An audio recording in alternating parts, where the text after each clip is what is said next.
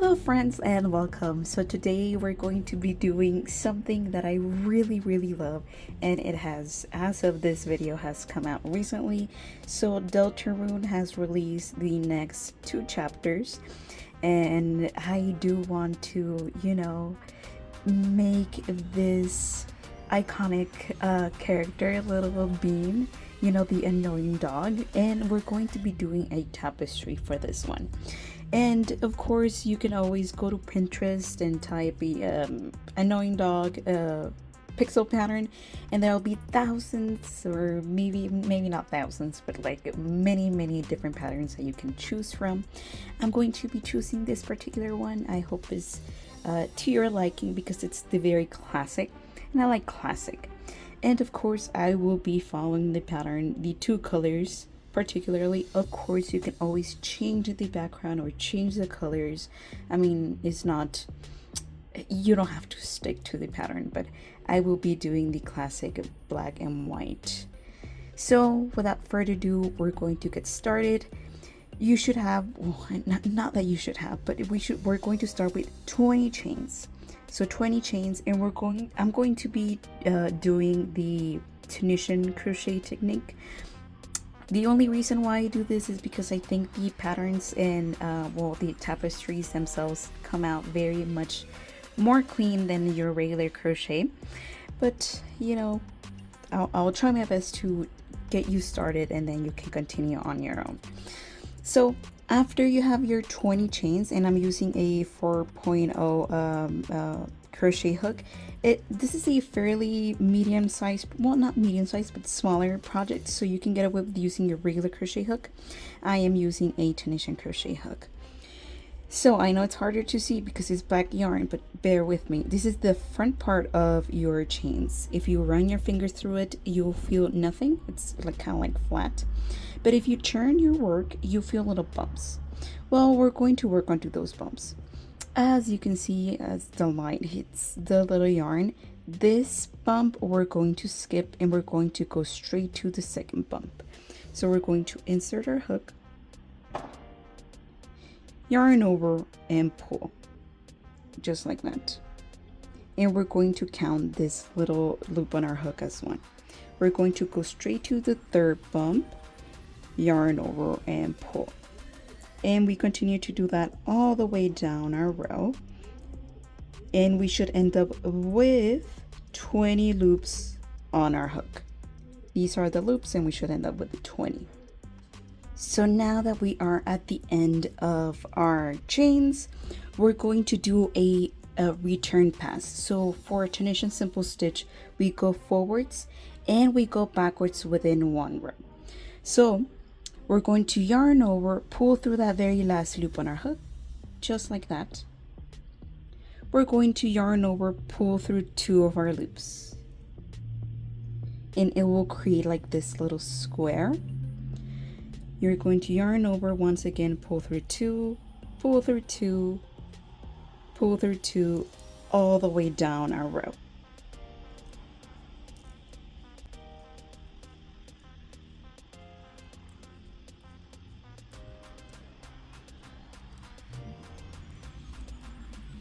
And just like that, we have our very first row done. We're going to do our second row. Sorry, I do apologize. I do have a real dog, and hairs get everywhere, especially with this black yarn.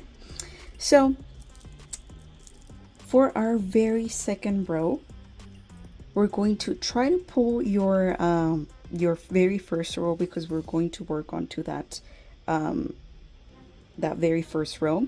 We're going to do a repeat for the rest of this project, so bear with me. This is going to be like the stitch for the rest of your project. So we're going to insert our hook onto that front loop only. Like I said, try to pull your very last row apart. As you can see, there is this very front loop. We're going to insert our hook, yarn over, and pull. Always counting this loop as one. We're going to do one more black stitch, just like that. And this is where we get to introduce our white color. we're going to do exactly the same thing. Insert, yarn over, pull. And that's going to be like the beginning of our little feet. Going to grab my black color, do 3 black stitches. What I like to do with my newly inserted color is that I like to work or try to catch it with my working yarn. So as you can see, I'll move my tail back and forth so that it catches, and it's not like it's going to unravel, but I just wanted it secure to my tapestry, because, well, if I do want to, you know, throw it into the washer, I just make sure that it doesn't unravel on me. So we do those 3 black stitches. We grab our white, and right now we're not really worrying about if our colors get like tangled.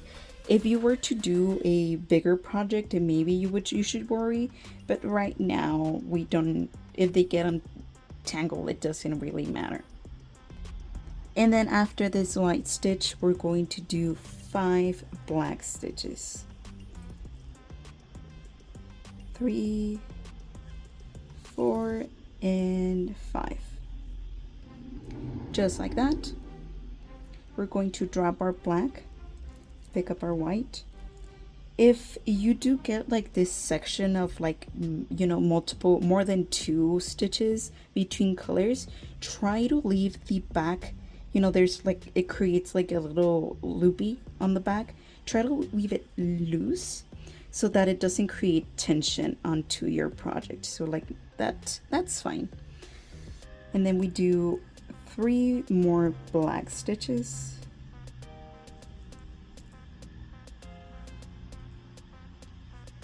And then 1 more white.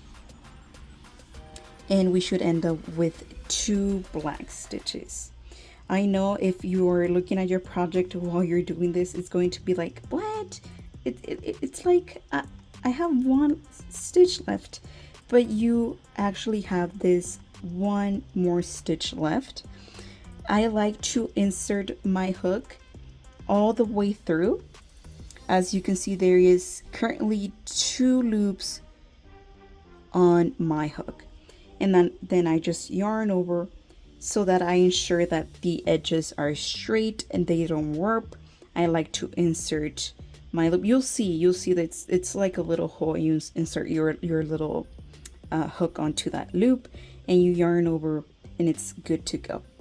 So now we're going to do a return pass. Once again, we're going to chain 1 and pull through. This is going to be like, well, our chain 1, like if you were regular crocheting, and we're going to yarn over, pull through 2. And once we're done with that, I'm going to show you the next rule for Tunisian simple stitch. So whenever we have 2 different colors on our hook for our return pass, we're going to always grab that second color stitch to pull through. What that means is that we have our very first loop, which is black. We have our second loop, which is white. We're going to grab our white, yarn over, pull through that black, and pull through that white, just like that. Once again, that same rule applies. We have our white at the front, and we have our second color, which is black. We're going to drop our white, pick up our black. We're going to yarn over, pull through that white stitch and through that black stitch, just like that.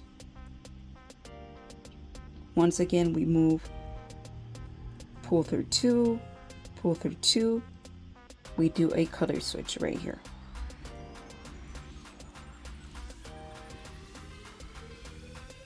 We pull through those 2 loops, just like that. Once again, another color change, pull through 2, pull through 2.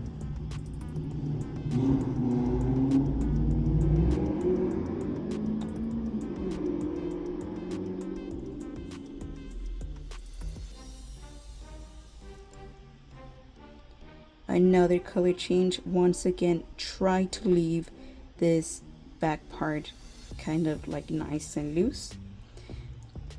Color change, pull through 2, another color change,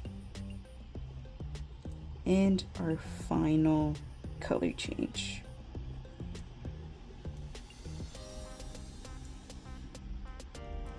Just like that, we have finished with our second row. This is a starter, like I said at the beginning of the video. This is more like a startup. You can, actually get the second row and do multiples. Of course, follow the pattern and you'll have a beautiful tapestry. We will be leaving a time lapse, and of course down below I leave the Pinterest link that I'm following. Like I said before, there are plenty of patterns out there. You can always choose your very favorite, but if you stick around, you'll see why I love this technique for tapestries. And of course, it's not always like just a tapestry that you can hang up onto your wall. You can make multiple of these, make a sweater, make a jacket, make a purse, whatever is it that you like, you can make with these this stitch in particular. And I think it's very, very much so prettier than your regular crochet. So anyway, I'll see you in the next video.